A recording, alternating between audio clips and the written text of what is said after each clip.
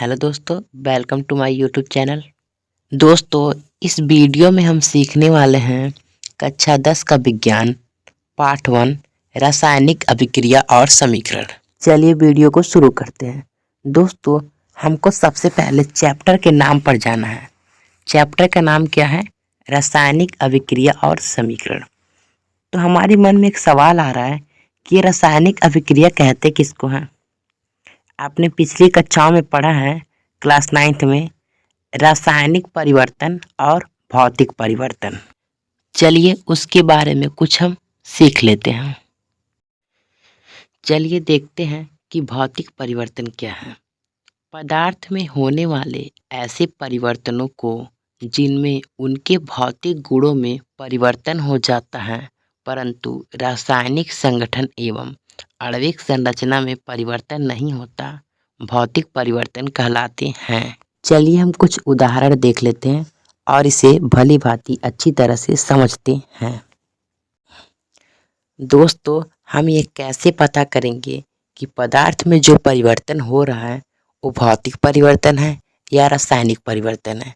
इसके लिए मैंने कुछ उदाहरण लिए हैं जिनसे हम अच्छी तरह से भली भांति समझ सकते हैं। देखिए, हमारा पहला एग्जाम्पल है भौतिक अवस्था में परिवर्तन। दोस्तों, जब किसी पदार्थ की भौतिक अवस्था में परिवर्तन होता है तो वह भौतिक परिवर्तन कहलाता है। जैसे बर्फ का गलना, देखते हैं ना, बर्फ को हाथ में पकड़े रहेंगे कुछ समय तक तो गल जाएगा। पानी का उबलना, पानी उबल करके वाष्प में बन जाता है, लेकिन तब भी वो पानी रहता है, अब भी पानी है। यानी केवल उसकी भौतिक अवस्था में परिवर्तन होता है, उसके रासायनिक संगठन में कोई परिवर्तन नहीं होता है, तो हम इस परिवर्तन को भौतिक परिवर्तन कहते हैं। दूसरा हमारा उदाहरण है आकृति में परिवर्तन। जब पदार्थ की आकृति में परिवर्तन होता है वह भी एक प्रकार का भौतिक परिवर्तन होता है। जैसे कि किसी लोहे को गर्म करके हथौड़े से उसे पीट पीट करके हम लोग पतला कर देते, तब उस लोहे की आकृति में परिवर्तन हो जाता है। यह भी एक प्रकार का भौतिक परिवर्तन है, क्योंकि लोहा पहले मोटा था और हमने उसे पीट पीट करके पतला कर दिया, लेकिन तब भी वो लोहा था और पीटने के बाद भी वह लोहा है, इसलिए उसकी आणविक संरचना में कोई परिवर्तन नहीं हुआ।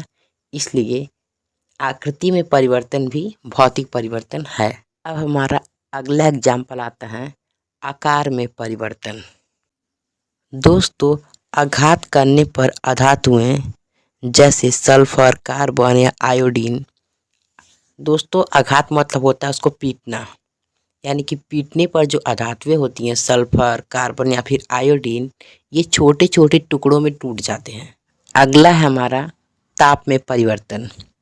दोस्तों, आप जब किसी बल्ब को जलाते हैं तो जो बल्ब के अंदर जो टंगस्टन का तार होता है वो विद्युत धारा प्रवाहित करने पर तीव्र प्रकाश के साथ जलने लगता है और वह हीट हो जाता है।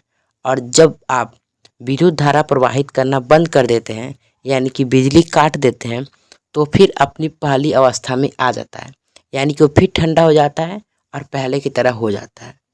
तो दोस्तों, इससे हमें पता चलता है कि भौतिक परिवर्तन में ताप में भी परिवर्तन भौतिक परिवर्तन ही कहलाता है। अतः ताप में परिवर्तन भी भौतिक परिवर्तन होता है। अब हम लोग भौतिक परिवर्तन समझ लिए, अब हम लोग समझते हैं रासायनिक परिवर्तन। दोस्तों, वे परिवर्तन जिनमें पदार्थ के अणुओं की आंतरिक संरचना एवं व्यवस्था में परिवर्तन हो जाता है, अर्थात पदार्थ का रासायनिक संगठन परिवर्तित हो जाता है, रासायनिक परिवर्तन कहलाता है।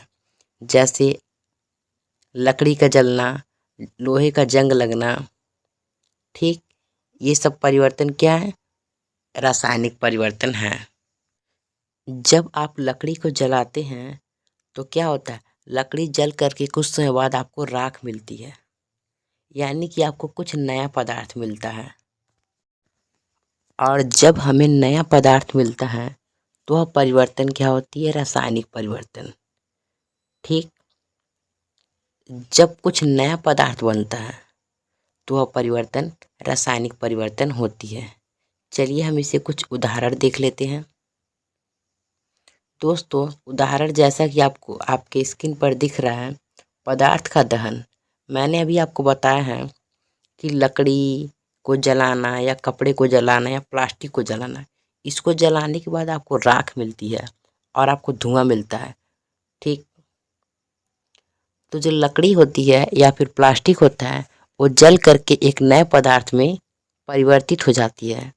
ठीक, तो इसी परिवर्तन को हम रासायनिक परिवर्तन कहते हैं। आपने कभी लोहे को जंग लगा हुआ देखा ही होगा।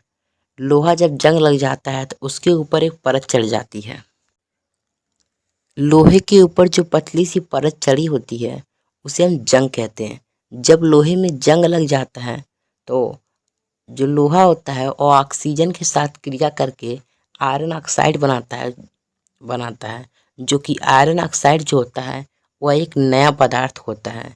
इसलिए जो जंग लगना है वह एक रासायनिक परिवर्तन होता है, क्योंकि इसमें कुछ नया पदार्थ बनता है। हमारा अगला एक उदाहरण है किण्वन। दोस्तों, आपने दही तो सभी लोगों ने खाई होगी, लेकिन आपने कभी सोचा है कि दही बनता कैसे, यानी दूध से दही बन कैसे जाता है? दोस्तों, जो दही होता है वह किण्वन विधि के माध्यम से बनता है। इसमें कुछ बैक्टीरिया होते हैं।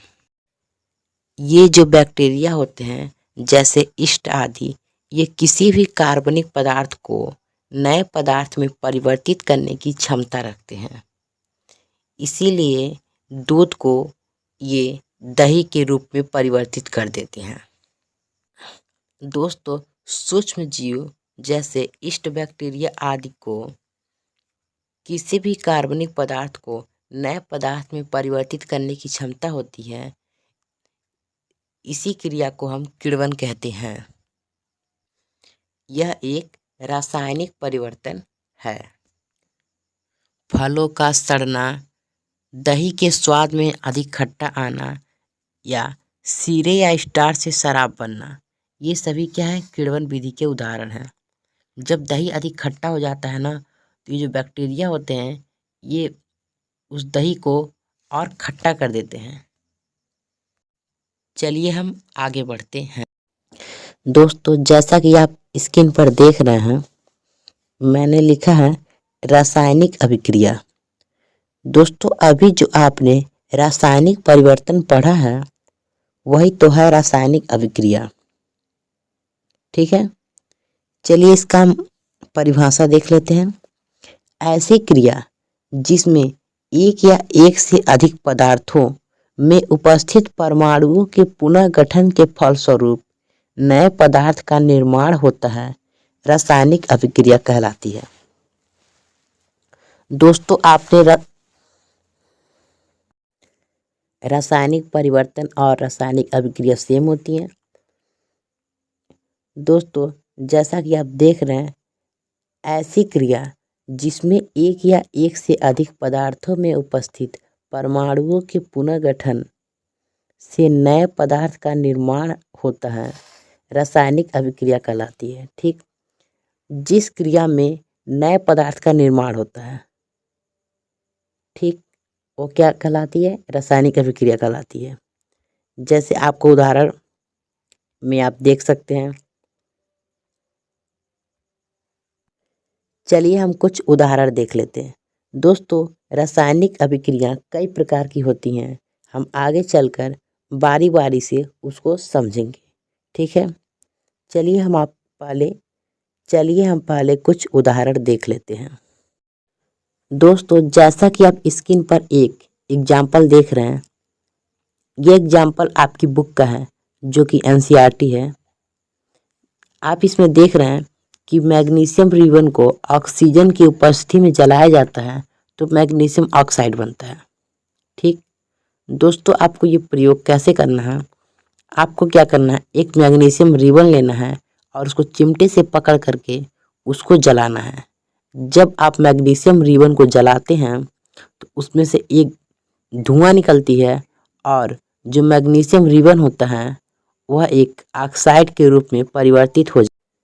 दोस्तों, जब आप मैग्नीशियम रिबन को जलाते हैं तो सबसे पहले आप उसे रेग मार्ग से रगड़ लीजिएगा, ठीक है। उसके बाद वह अच्छी तरह से जलेगा, ठीक। जब आप मैग्नीशियम रिबन को वायु की उपस्थिति में जलाते हैं तो वह तेज प्रकाश के साथ जलता है, ठीक। और जो चूर्ण हमें मिलता है वह मैग्नीशियम ऑक्साइड होता है, ठीक है। जैसा कि आप रिएक्शन देख सकते हैं, मैग्नीशियम का सिंबल होता है Mg और ऑक्सीजन का सिंबल होता है O2, जो कि आप जानते हैं। इसका रिएक्शन होता है तो MgO यानी कि मैग्नीशियम ऑक्साइड बनता है, ठीक है दोस्तों। इसकी अगली वाली क्लास में हम इस प्रकार का समीकरण लिखना सीखेंगे कि इस समीकरण को हम कैसे लिखते हैं, और इस चैप्टर के बारे में पूरी जानकारी लेंगे। तब तक के लिए धन्यवाद। मिलते हैं अगले वीडियो में।